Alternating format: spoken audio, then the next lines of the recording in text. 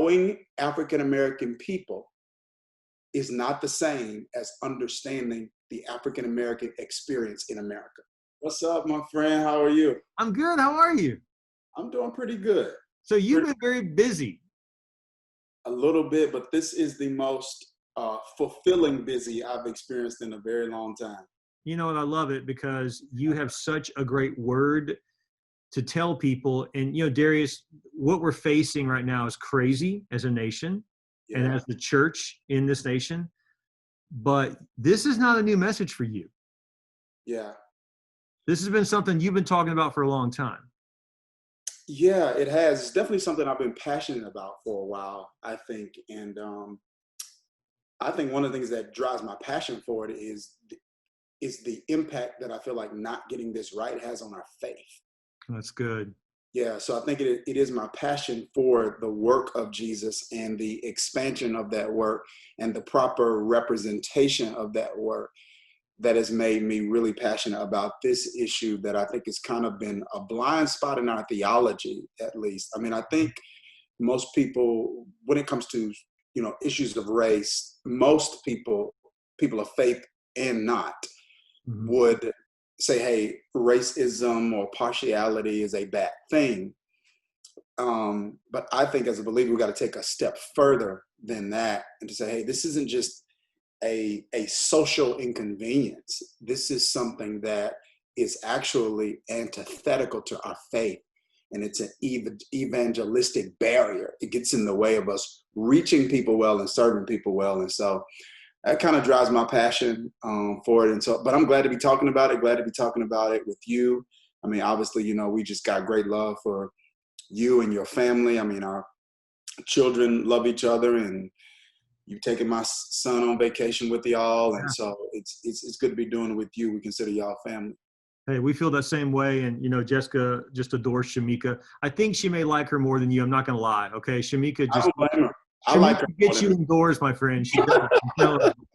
No, man, we love your family. You know, Seth, I mean, when he came on vacation with, he was like a kid. Now he's like a grown man about to be a running back for Army. Yes. That's amazing. Yeah. It's amazing. Yeah. Well, I can't wait to see him, and you tell him hello for me. We're so glad just to connect with you guys again. And so for those who are watching, you know, Church Unlimited family and beyond, we've known each other we met through Ed, actually, you know, years ago. And so when you're a preacher, you don't go to a conference. A conference is a verb. We conference together. And so that's kind of what we do. And so we've been hanging out with you guys for a long time, conferencing together, you know, at the C3 events and just connecting on and off throughout the year as well. But, you know, Dharius, you have such a powerful message. And honestly, I'm going to openly admit that I thought I knew what I knew. I now realize what I didn't know. Does that make sense? Like I'm starting to get a grasp, because as much as we have been friends and we've talked ministry, hey, how you doing this? How you doing that? Campuses, church, all that stuff. I can't say I really connected with you on the level of your pain. Yeah. And I think I can speak, I'm just talking like a white guy here, that I think we thought we knew and we didn't. So, okay, I got to ask you some questions, because I need you to help me get a message to people that don't look like you, look a lot more like me, that don't understand, that need to understand. Yeah. Okay, so I want to be real careful. I'm not trying to preach at anybody. No. But I learned some new things from you. And so my first question is really simple. What is the difference between racism and injustice? Okay. Now, when it comes to a word like racism, there are always going to be people on two extremes that present it in two different ways.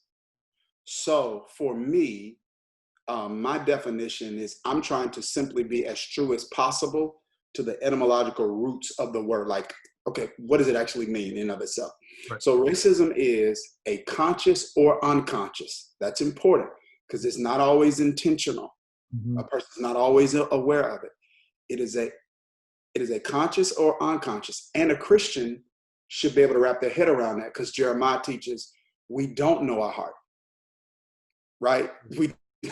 So spiritual growth Jeremiah says the heart is deceitful. So spiritual growth is a journey where I not only know more about God, I learn more about me. God shows me myself.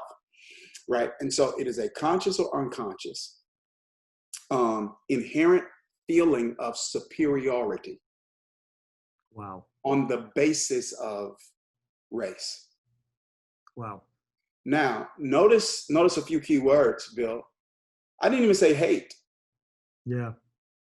Because there are degrees, when you talk about that word, there are degrees of it, right? There are these extreme degrees where you've got hate groups and Ku Klux Klan and Nazism and things of that particular nature, where some people assume if I'm not that, or if that isn't what people are dealing with, then they aren't dealing with racism. But there are degrees of it, and sometimes it is conscious, and sometimes it's not conscious. So that's simply a feeling, though. That feeling, whether conscious or unconscious, doesn't adversely affect anyone else's life until it is acted upon. When it is acted upon and I am treated in a way that is consistent with your feeling, then the consequence of that, the fruit of that, is injustice. So you have not handled me fairly or equally. So the example I've given before is, let's say I'm walking in a store and someone consciously or unconsciously has an inherent feeling of superiority because they're one race and then I'm African American. Well, that doesn't affect my life at all. Right. What they think about me doesn't affect me. So they're dealing with racism. But let's say though they're a judge. Let's say they're a police officer. Let's say they're on the admissions council of a school. Let's say they're the loan officer for a bank. When they are now in positions where they can make decisions that affect my welfare and my well-being, and they act out of that, now I've been handled unjustly. Right. And that is what we mean when we talk about injustice. So it can happen individually, or it can happen in systems, which are social norms or social institutions, right, that treat a group of people that way. So let's say a guy says, man, I hear what you're saying, but I'm not a racist. So why should I care because I'm not a racist? Yeah, 100%. I would say, I would answer two ways. If the person is a believer, right, I'm going to say that the reason we should care is because, one, I'll say if I'm a believer, I'll be concerned if I'm not caring. Absolutely. It means there's a blind spot Mm-hmm. that I have that Jesus needs to grow me in. Good. And let me pivot here, because I feel like this is one of the reasons that the blanket, let's just let Jesus fix it in response to racism, is illogical and unbiblical. Because even back in the days of slavery, people were preaching Jesus. Right. Yeah, I mean, Jim Crow, where there was segregation, people were preaching Jesus. There were seminaries that, a lot of people don't know this, that when people hear the words like historically Black college, some people would say, well, that's reverse racism, isn't it? Or that's prejudice. Why do they have all Black colleges? Well, Black colleges don't exist because of Blacks. Black colleges exist because Blacks were not allowed to go to any other colleges. So, right, segregation. So yeah. We couldn't go to elementary school together, couldn't go to high school together, couldn't drink from the same water fountains, couldn't swim in the same pools, couldn't eat in the same restaurants. So if African Americans were going to be educated, they had to start their own schools. And most of those schools were started by churches. Wow. Wow. So anyway, the point that I'm making is, taking a long way home here, is that I would say to that person, as a believer, this is the reason you want to care. The reason that you want to care is the Bible calls us to do more than have empathy for people who've been handled unjustly, or for people who are dealing with poverty, disenfranchised, oppressed, suppressed, whatever. The Bible tells us to have advocacy for them, or shows us to have advocacy for them. So all throughout Scripture, you'll see defend the orphan, speak out for the, defend the widow, protect the widow, speak out for those that cannot speak out for themselves. And so I would say the reason we're supposed to care is because in Luke 10, Jesus is asked the question. This is what I mean when I say a blind spot in Christian theology. Okay. Jesus is asked the question. Jesus tells religious leaders during his day, all the commandments are summed up in this: loving God and loving neighbor. It's not one or the other, it's both. Right. Jesus is saying the evidence of an authentic conversion is going to be the way in which you treat humans, others. Yeah. In 1 John, John puts it this way. He says, the only time I can call your conversion into question, John says, if you say you love God who you haven't seen, and you don't love your brother or you hate your brother, is what he says, that you see every day, then he says, you're a liar. Meaning, it's like, your conversion experience hasn't been authentic. Yeah. So the point is this, is that when Jesus is asked, what does it mean to love my neighbor? Jesus tells a story, a parable. It's a parable of the Good Samaritan. Mm-hmm. So it paints a picture of what love looks like. And it's not a feeling. It's not just empathy. The religious leaders in that parable got it wrong. One walked right past the man, another walked on the other side of a man. So they had their doctrine right? They had justice wrong. Righteousness right, justice wrong. That's good.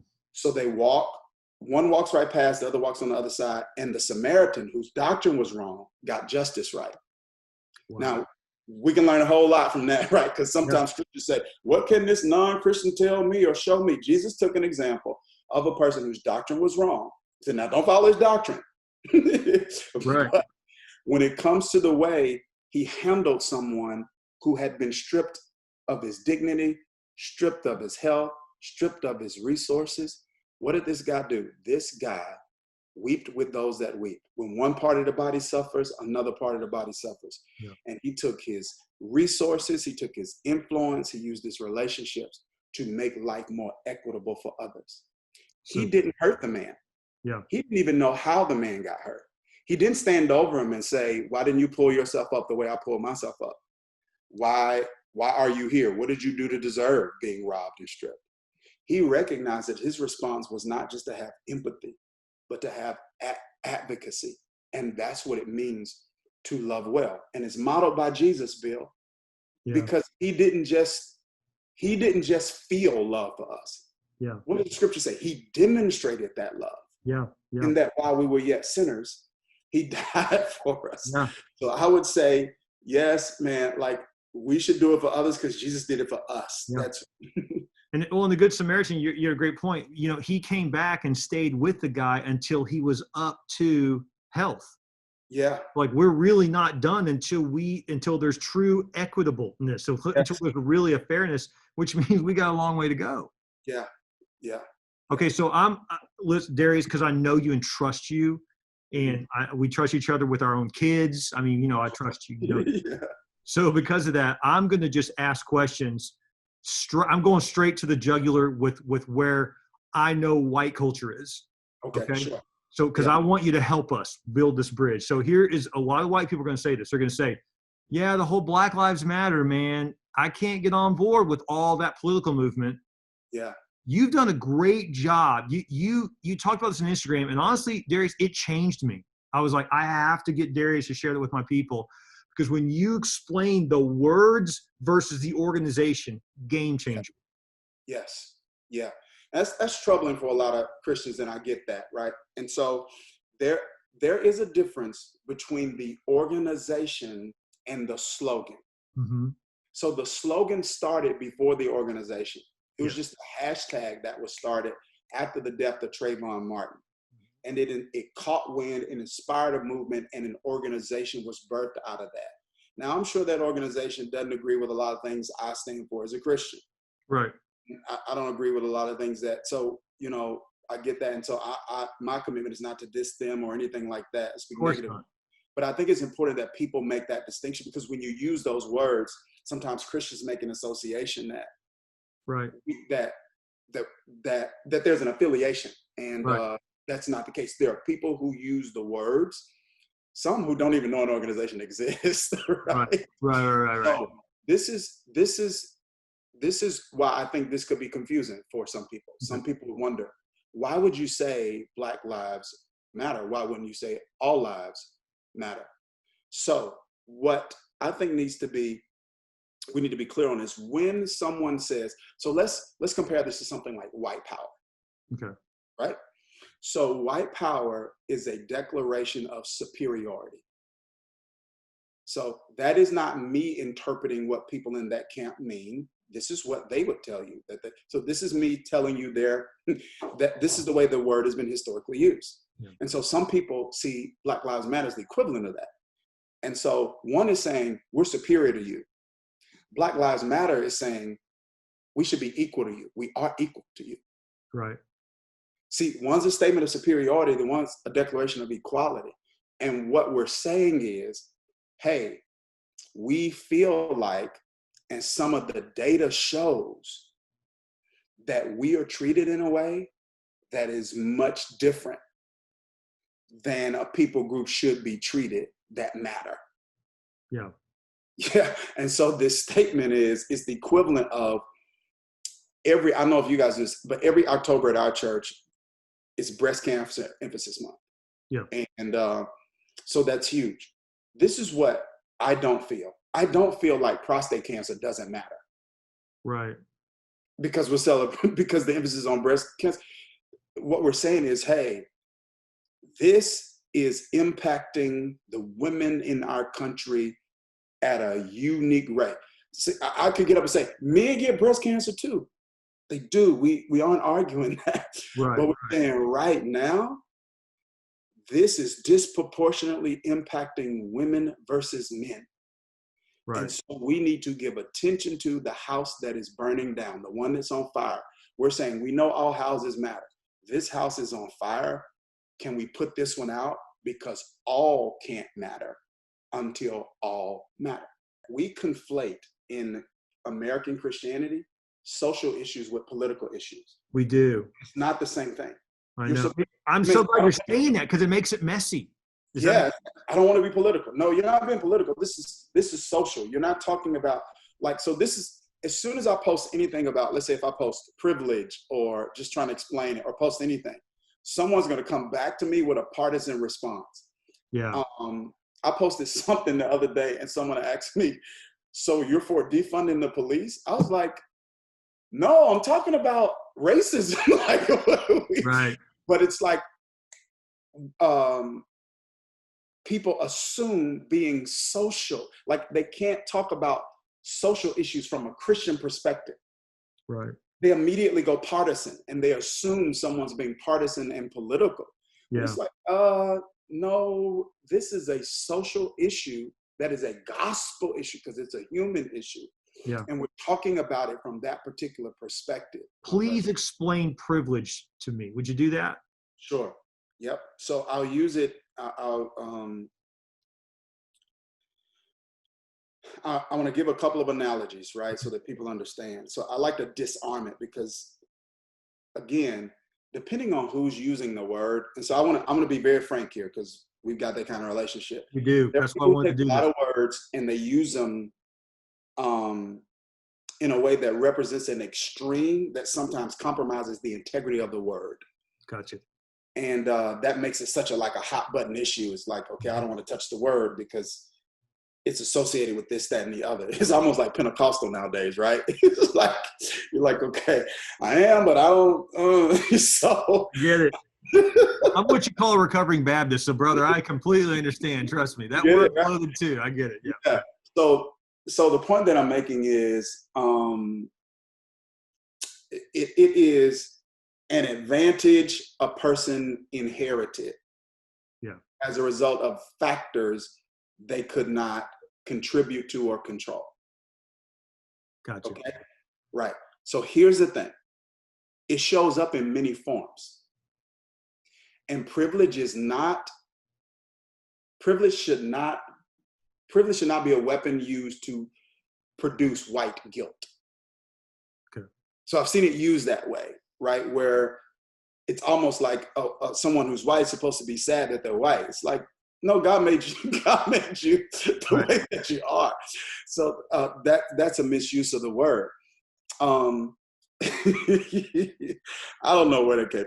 But anyway, the point. But you see what we're dealing with right now is we're both fighting extremes. It's like there are so many connection points but we have to put all the crazy stuff out to get to the connection points. You do. You do. And you've got to do that deconstructing work, because the words have just been so co-opted by extremes that you've got to do the deconstruction so people know what you mean when you say it. Right. So this is what I mean. So it means then that even though everyone has their own customized, unique set of obstacles, right? When these obstacles are not able to be experienced equally, meaning that no matter what color you are, there are going to be some obstacles. Like you're born into poverty, it's just some obstacles, right? But when those obstacles aren't experienced uniquely, and there's a people group, let's say based on race or gender, that because of your race or gender, you'll never experience those obstacles. Yeah.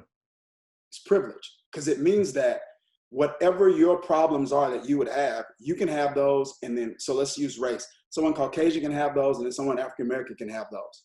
But when there are a set of problems that systemically exist for that people group, it means that we can have the same problems, and I'm gonna have a unique set of problems that you aren't going to have as a result of my race. Now, when a person has privilege, so for me as a male, I have privilege in America at least. Yeah. So it's facts, right? I mean, the data supports it. Mm-hmm. So if my wife and I both are going in to interview for a management position, we both are going to have obstacles, right? But one I'm not going to have is them wondering if I could run it because of my gender. Right. It's that simple. Yeah, the word, you ever say male CEO, but they say female CEO. Why would you need to say that? It's just a CEO. Exactly. Yeah. So that's just a hurdle she didn't have to leap over. Well, the same thing exists in the area when it comes to race. And we say that because of what the data shows, right? It means that, so if we look at data in the criminal justice system, if we look at data, so we say systemic, we mean through systems. If we look at data like with some things that happen with the banking industry and the financial industry and redlining, and let's not even go spiritual, let's just use like a governmental official's admission of this. Anthony Fauci, who is leading the World Health epidemiologist with Corona and things of that nature, literally said, he said this, which is what the African American has been saying for a while. He's saying COVID-19 we see is far drastically disproportionately affecting the African American community. And he said, once we get a handle on this, there are serious health disparities that we have to address. Wow. So does that make sense? So it's not saying that someone else doesn't have health issues. Right. It means that, this is disproportionately affecting this people group. And so. And Anthony Fauci is not going to say, hey, we should make sure that white people get sicker so it's fair. Like no one's trying to lower someone down. No. We're trying to raise someone up. We're raising everyone up. We're saying everybody should have health. Everybody should have not equal outcomes, but equal opportunity. Right. That if we say America, so God designed society this way, and America promises it. America promises that we'll be a meritocracy, that you'll make it on your own merit, not your race, etc. And that wherever your starting place in life is, life should give that to you. America should not create it for you. Right. Right. So you can't control if you're born poor. You can't control if your dad's not in your life. That's life. Right. But if I'm at a disadvantage, it should not be because the country that promises me equality has systems, whether conscious or unconscious, right, that stop me from experiencing it. That makes sense. That makes sense. Okay, so I got to ask you, this is so good, man. Thank you so much. And you know what, Dharius, I love about you, and we've been friends a long time. You're not afraid to wade into waters that hurt people's feelings or that may get misconstrued, because we can't have this discussion if we don't get uncomfortable. African Americans have really felt this. I can't speak for all, but many of us have felt this way in the Christian space for a while. And that is because other people's experience is different, we feel like they've dismissed ours. So when we say, hey, these things are happening to us, right? It's like, and so let's say if we talk about, okay, there needs to be some police reform. Let's say if we say that, then people assume you hate the police. And we're like, we got family in the police too. What are you doing? What are Right. you talking about? Right. Like someone, I think I told you the other day, someone asked me, so you believe in defunding the police or something like that? And I'm thinking, my son's going to West Point. Or like, do you hate our country? You think I'll let my son serve our country? And this is the thing, my son had options. He could have went to Princeton. He could have went, I could have steered him. Yeah. It's like, no, you think I'll let my son go serve? He's about to give 9 years, 4 in West Point, then he's got to give him 5 after. Woo. Yeah. So you think I'm gonna let my son give 9 years to a country I don't love? Yeah, Good. we love it so much, we want to improve it. It's almost like saying, if you love your spouse, you won't do anything to improve your marriage. Yeah. You know, so the point that I'm making is, but we do have different experiences. The data shows it, and we've been saying it. It's not always filmed. Yeah. It doesn't always result in death. Yeah. But we've been saying it, and what we felt like is because that hasn't been dominant Christians' experience, we haven't been believed. And so that's where I have to believe us. I have to step in and just say, looking at what Moses did, and he went before God not just for himself, but for his own people. And Moses certainly wouldn't call himself free of sin by any stretch. And I'm not saying that here either. But I got to tell you, I'm embarrassed to say it, but I didn't know. Mm-hmm. I didn't know. Yeah. And I mean, even on our own staff, we were interviewing a dear friend, a brother, great staff member, Pastor Zach. I was talking to him, and he began to tell me his experience, and I just wept because I said, Zach, I just didn't know. And I realized that we didn't even mean to, but there's a culture, whether we like it or not, that most Black people, even in the church, don't feel like they can really share their true pain because they feel like we're either not going to understand it, going to blow it off, or more importantly, just feel awkward, like I don't understand this because I didn't live it. But that doesn't mean we don't need to empathize. We don't need to hear what's going on, and then not just empathize, but then do something about it. Yeah. So my question for you is, you're talking to a white guy here that really does care. Where do we go from here? That's a great question. And I think there are a few steps. Okay. Now, I'm taking notes. I'm not kidding. Yeah, this is what happens with people who are once people get a revelation of this, Mm-hmm. they're ready to become action oriented. And one of the things that I like to acknowledge and admit before I roll out things is like, hey, okay, this is a marathon, it's not a sprint. Yeah. It is. And a person has to be willing to commit for the long haul to this. Because this is the thing, Bill. I often think people forget how close we are, that there are people who my mother-in-law lived through segregation. She's still alive. Yeah. So think about that. My mother-in-law had to drink from a separate water fountain. It's unbelievable. She was the first African-American teacher ever in the Clinton, Mississippi public school system, ever. My mother-in-law's 80. Unbelievable. First one ever. So we're not that, we aren't that far removed. Yeah. So we've been, and there's been progress. So it's disingenuous to say there hasn't been progress. Right. There's been great progress.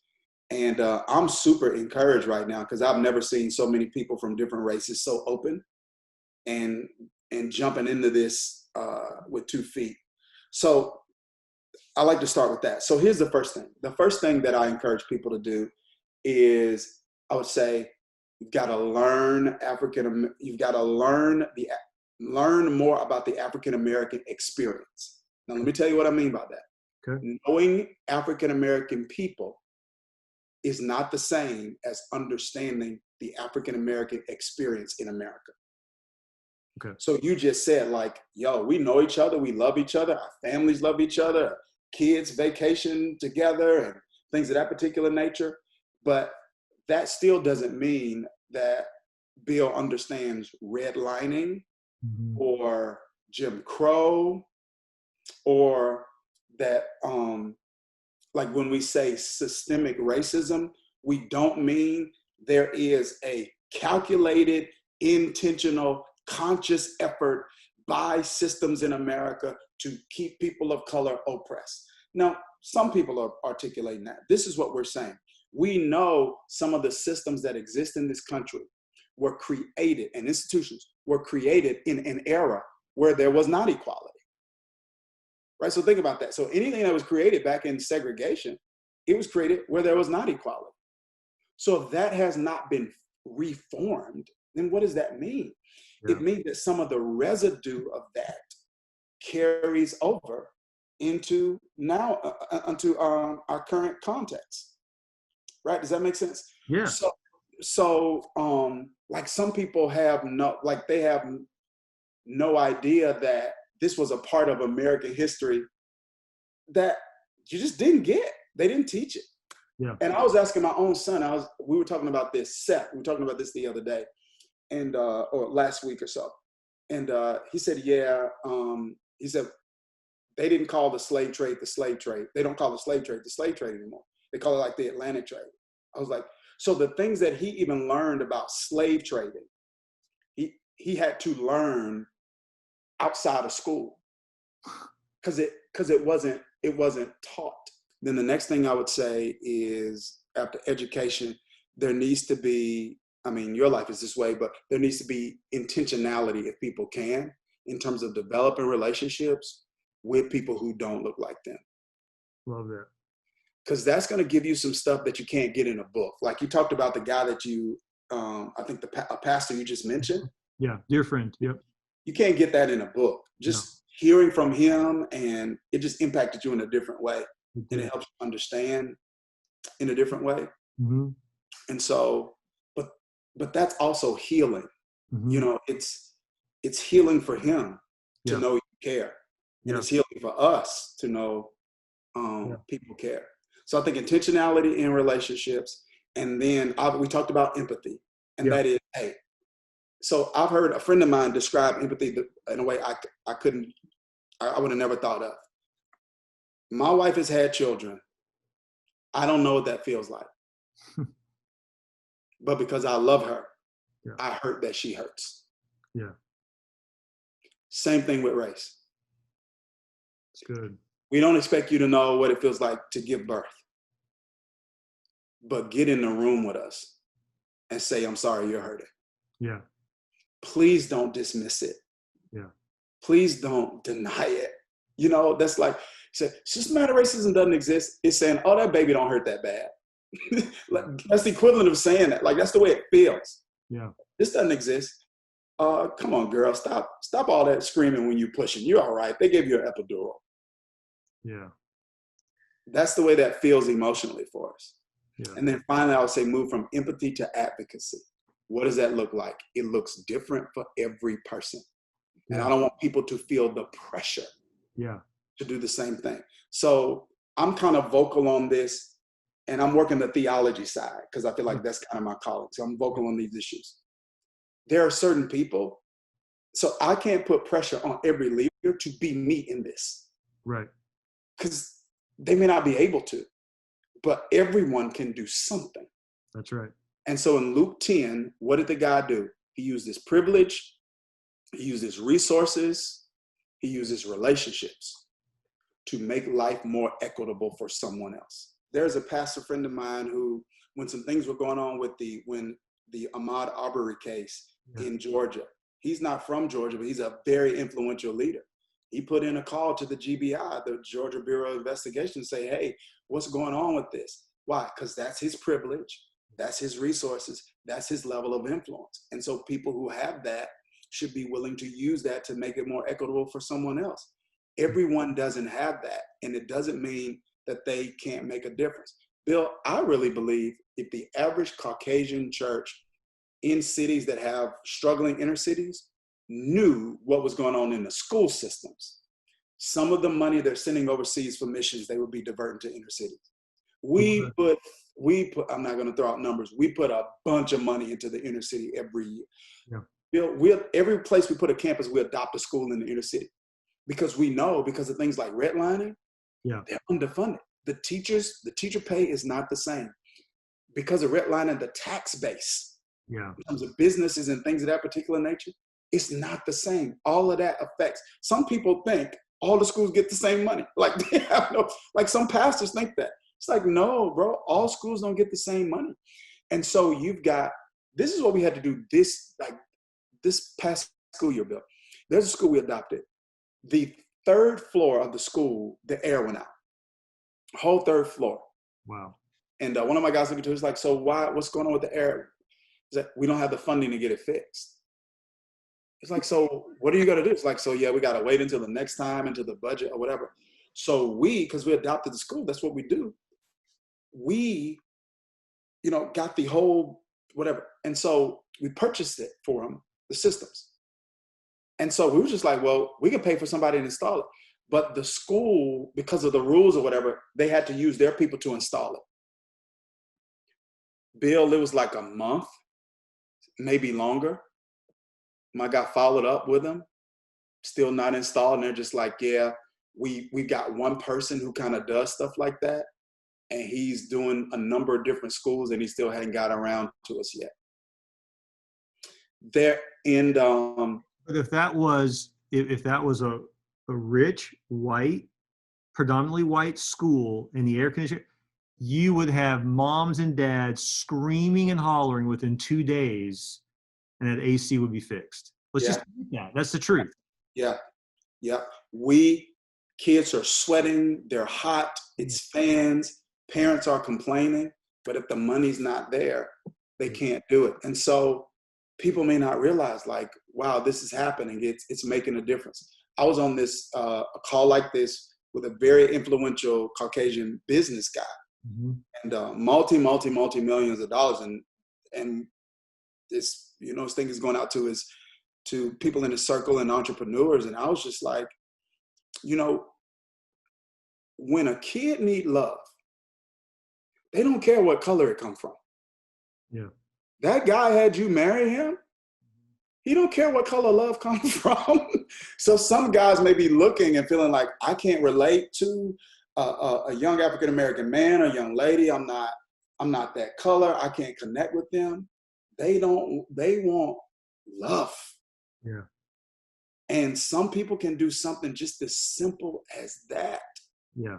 And it's making a huge difference in helping people get a leg up in society, because it is different. And I hope I have some credibility to speak to that, because I'm a guy by God's grace. I feel like I feel like I can speak to it, because I'm not using it as an excuse to say, this is why I didn't succeed. I feel like by God's grace, I've done okay. You've done well. And so I'm saying, okay, trust me, a guy that kind of made it. And I'm not saying I made it like that, but Dharius, you're doing well. God bless you, and I love it. Yeah, it's like, yeah, trust me. This is the difference. That think big on my wall right there. That's privilege. Because I was just born in the right house. Yeah. Timothy Daniels, my father, walked in my room. I might have been 10 years old, and that's the first book he gave me. And that man built in me, in my belief system, I could do anything. He built that into my belief system. And so I came from Kilmichael, Mississippi, 630 people, high school graduating class of 33 people. I got into Millsaps College playing basketball, but it was such an academically rigorous school. I got in on probation, Bill. And what my dad,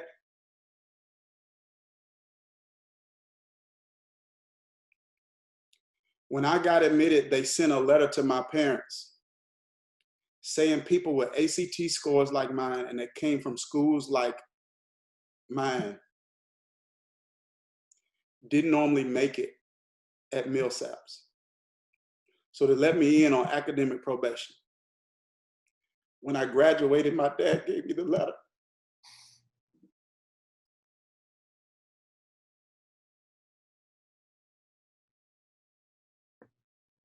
He never gave it to me.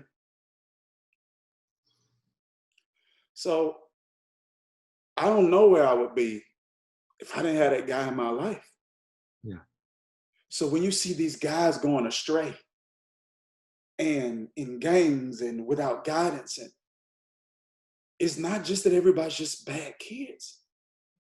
Some of them were just unfortunately born into generational patterns of poverty. Yeah. that go way back. And once that cycle starts, Bill, it's so hard to get out. It's so hard to get out. I was just born in the right house. And 7 out of 10 guys, 7 out of 10 African-American young men don't grow up with Timothy Daniels in their home.